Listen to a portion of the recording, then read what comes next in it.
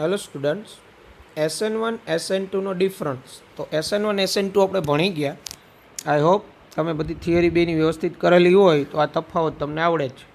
એક તો તબકો, તો SN1 2 સ્ટેપમાં થાય, SN2 એક જ તબકામાં થાય.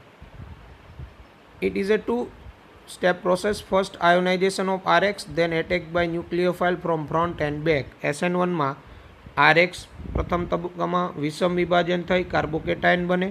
સમતલ્ય કાર્બોકેટાયન હોવાને કારણે ન્યુક્લિયોફાઇલ આગળની બાજુથી પાછળની બાજુથી બંને બાજુથી એટેક કરે, એટલે ઇન્વર્ઝન રિટેન્શન બંને જોવા મળે. પ્રકાશ ક્રિયાશીલ આલ્કાલેલાઇડ હોય તો આપણે ખબર હોય તો રેસેમાઇઝેશન પોસિબલ SN1માં. જ્યારે SN2માં one step process, attack of nucleophile from the back and elimination of X minus X plus simultaneously. બરાબર, એટલે વિરુદ્ધ બાજુથી ન્યુક્લિયોફાઇલ એટેક કરે.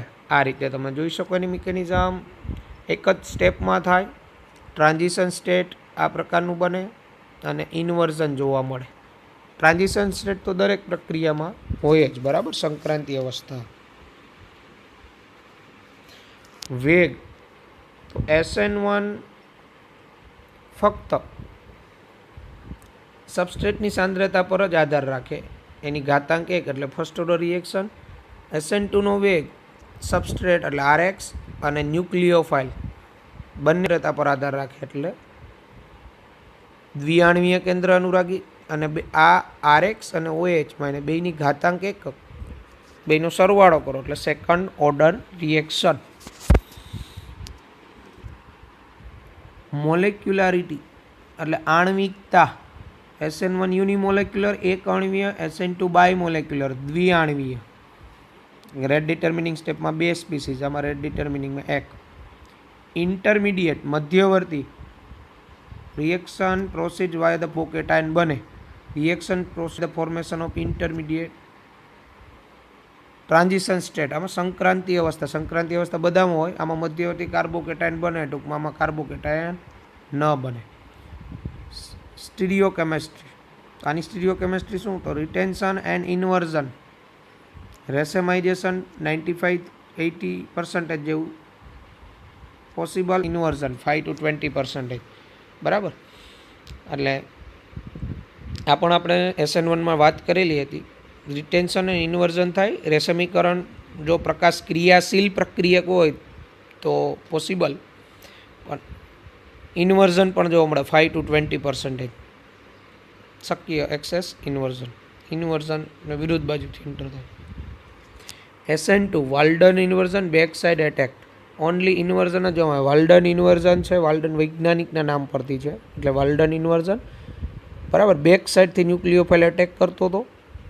બરાબર, એટલે તમે નિપજ જોતા હતા તો એમાં પ્રક્રિયકમાંથી જે બાજુથી લિવિંગ ગ્રુપ દૂર થયો એની વિરુદ્ધ બાજુથી જોડાયેલો હતો. SN2ની ક્રિયાવિધિ જોજો એટલે ખ્યાલ આવી જાય.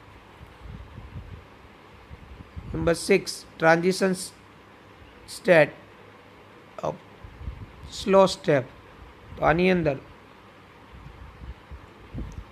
ન્યુક્લિયોફાઇલ H છે ને, એટલે પોલાર પ્રોટિક સોલ્વન્ટ હોય તો ક્યારેક પ્રોટિક સોલ્વન્ટ એ ન્યુક્લિયોફાઇલ તરીકે વર્તે. પરિણામે H આપેલો છે. તો એ ન્યુક્લિયોફાઇલ CXના કાર્બન સાથે આંશિક જોડાયેલો અને બીજો દૂર થતો ન્યુક્લિયોફાઇલ, જેમ કે આપણો હેલાઇડ સંયોજનો હોય તો આપણો X માઇનસ દૂર થતો ન્યુક્લિયોફાઇલ આવે.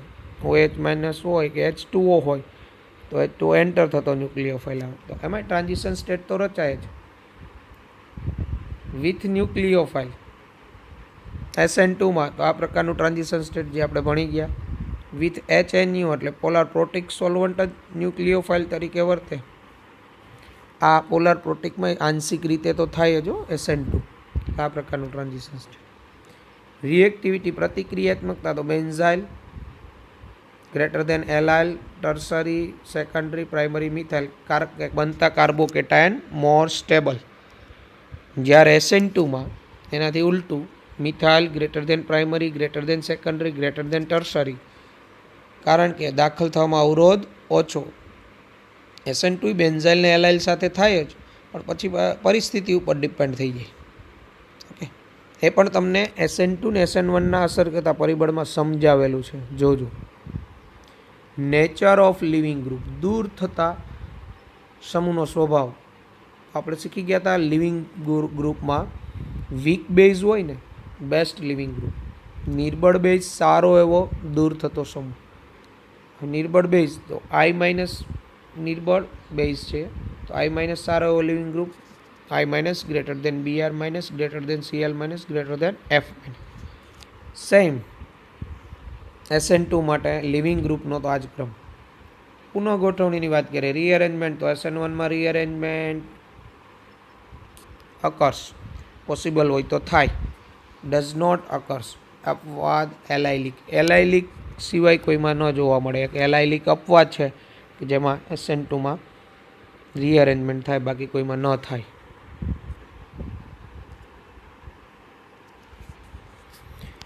કેટાલિસિસ, ઉદ્દીપનની શું અસર થાય? Heavy metal ions, Lewis and Bronsted acid, Ag plus, Pb plus 2, LCl3, ZnCl2 and strong acid. આ બધા કેટાલિસ્ટ. તો SN1ની possibility. Phase transfer catalyst like R4N plus X minus, quaternary ammonium salt, crown ether, આ બધા solvent છે. Crown ether એ સોલ્વન્ટમાં આવે, ઉદ્દીપકનો role હોય સોલ્વન્ટનો. ડિટર્મિનિંગ factor, કાર્બોકેટાઇનની સ્ટેબિલિટીને આધારે, સ્ટેરિક ઇન્ટ્રન્સ ઓફ R ગ્રુપ, આલ્કાઇલ સમૂહના અવકાશીય અવરોધને આધારે. સોલ્વન્ટ ઇફેક્ટ SN1માં ભણી ગયા આપણે. Rate increase in polar solvent, rate is directly proportional to alpha H bonding ability of the solvent and dielectric constant. એટલે આલ્ફાના હાઇડ્રોજન દ્રાવક સાથે બંધ બનાવવાની ક્ષમતા અને દ્રાવકનો ડાઇલેક્ટ્રિક કોન્સ્ટન્ટ. આ જે ડાઇલેક્ટ્રિક કોન્સ્ટન્ટ છે, ધ્રુવીભવન ક્ષમતા, એને આધારે નક્કી થાય. જે પણ તમને SN1ના ફેક્ટરમાં સોલ્વન્ટમાં સમજાવેલું. H2O સારો એવો સોલ્વન્ટ શા માટે?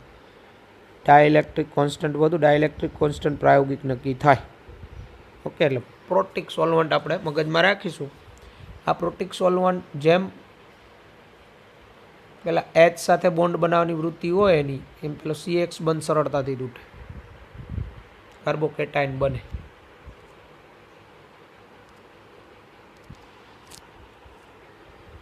Depends on the charge type. If nucleophile and reactant are uncharged, the rate increase with increase in solvent property.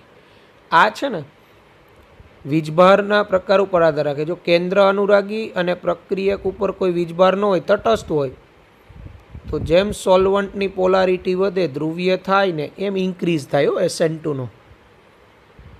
બીજું, second, if either or both nucleophile and reactant are charge, બે ઉપર વીજભાર already હોય, ન્યુક્લિયોફાઇલ અને પ્રક્રિયક ઉપર ચાર્જ હોય, the rate decrease with increase in solvent polarity. તો જો સોલ્વન્ટની પોલારિટી વધે ને તો એનો વેગ ઘટી જાય.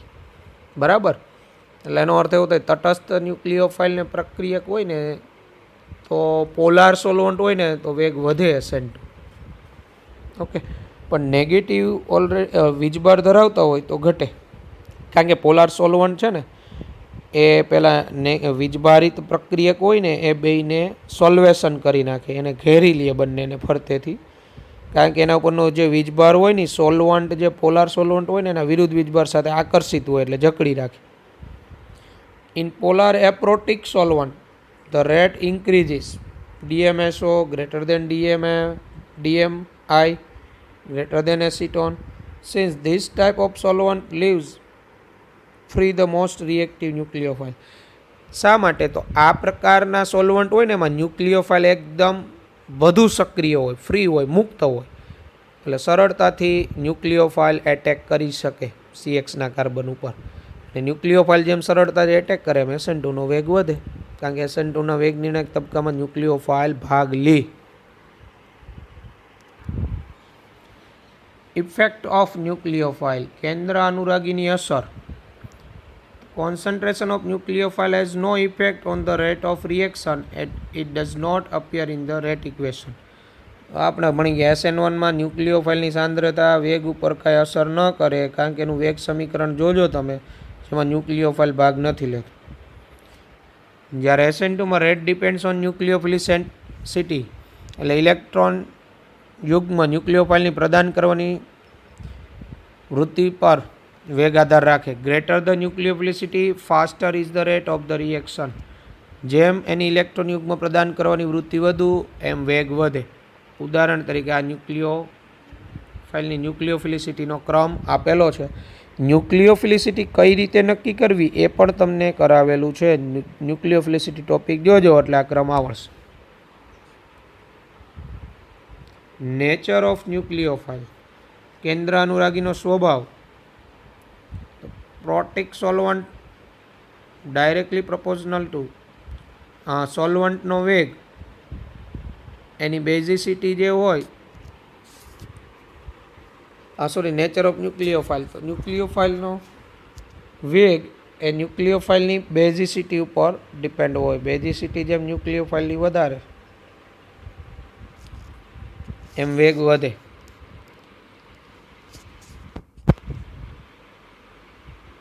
In aprotic solvent rate basicity of nucleophile in protic solvent. In aprotic solvent વેગ કેના સમપ્રમાણમાં હોય? તો પ્રોટિક દ્રાવકમાં ન્યુક્લિયોફાઇલની જે બેઝિસિટી હોય ને એના સમપ્રમાણમાં. પ્રોટિક દ્રાવકમાં ન્યુક્લિયોફાઇલની જેમ બેઝિસિટી વધારે એમ એપ્રોટિક સોલ્વન્ટમાં વેગ વધે. When the same nucleophilic site and belong to the same group of the periodic table, rate is directly proportional to basicity of nucleophile. આ પણ તમને ન્યુક્લિયોફિલિસિટીમાં કરાવેલું છે કે સમાન ન્યુક્લિયોફિલિક કેન્દ્ર હોય, એક જ ગ્રુપના હોય, તો વેગ છે ને એ ન્યુક્લિયોફાઇલની બેઝિકતાના સમપ્રમાણમાં હોય. જુદા જુદા ન્યુક્લિયોફિલિક કેન્દ્ર હોય, એક જ આવર્તના હોય, એક જ આવર્તના, તો વેગ પોલરાઇઝેબિલિટી ઓફ ન્યુક્લિયોફાઇલ, તો ન્યુક્લિયોફાઇલની ધ્રુવીભવન ક્ષમતા પર આધાર રાખે. એક જ આવર્તના હોય ને તો બરાબર. એટલે આ ન્યુક્લિયોફિલિસિટી ટોપિક વાંચજો એટલે ખબર પડશે. કોમ્પિટિટિવ રિએક્શન, વિદ્યાર્થી મિત્રો આજે કાંઈ વિસ્થાપન અને વિલોપન વચ્ચે સ્પર્ધા હોય. વિસ્થાપન પ્રક્રિયા સાથે સાથે અમુકમાં વિલોપન થતી જ હોય પણ એનું પ્રમાણ ઓછું હોય, બરાબર. બાકી વિસ્થાપન સાથે વિલોપન સંલગ્ન હોય. પણ SN1ની કોમ્પિટેટિવ કઈ હોય? તો elimination E1 and rearrangement possible. SN2ની કોમ્પિટેટિવ રિએક્શન E2, એટલે SN2 પ્રક્રિયા સાથે E2 વિલોપનની પ્રોબેબિલિટી હોય વધારે.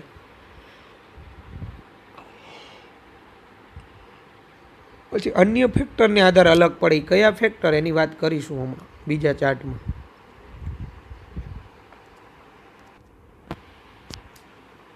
Enthalpy diagram for primary and tertiary alkyl halide. પ્રાથમિક ને તૃતીયક આલ્કાઇલ હેલાઇડનો ઉર્જા diagram. Enthalpy diagram of SN1 SN2. Order of hydrolysis of alkyl halide by SN1 path is, બરાબર. એટલે જળ વિભાજન પ્રક્રિયામાં SN1માં આલ્કાઇલ હેલાઇડનો ક્રમ તો tertiary greater than secondary greater than primary, અને SN2 માટે primary greater than secondary greater than tertiary. એ ગ્રાફ આપેલો છે આપને, potential energy versus progress of reaction. તો lower energy path of SN2 for primary halide, એટલે પ્રાઇમરી આલ્કાઇલ હેલાઇડ હોય ને ત્યારે SN2નો જો લોઅર પાથ છે, અહીંયા પોટેન્શિયલ એનર્જી ઓછી છે, જ્યારે SN1માં પોટેન્શિયલ એનર્જી વધારે છે. જ્યારે અહીંયા lower energy path of SN1 for tertiary alkyl halide, SN1માં પોટેન્શિયલ એનર્જીનો પાથ ઓછી ઉર્જાનો પાથ કયો SN1 માટે? તો ટર્સરી આલ્કાલાઇડમાં અહીંયા તમે જોઈ શકો આવું SN2 માટે ટર્સરી ત્યારે વધુ. તો જેમ પોટેન્શિયલ એનર્જી ઓછી ને એમ એવી રાસાયણિક પ્રક્રિયાનો વેગ વધારે હોય. તો જોઈ શકો પ્રાઇમરી આલ્કાલાઇડ ત્યારે SN2 ઝડપી થાય, તૃતીયક આલ્કાલાઇડ ત્યારે SN1 ઝડપી થાય. ઓકે.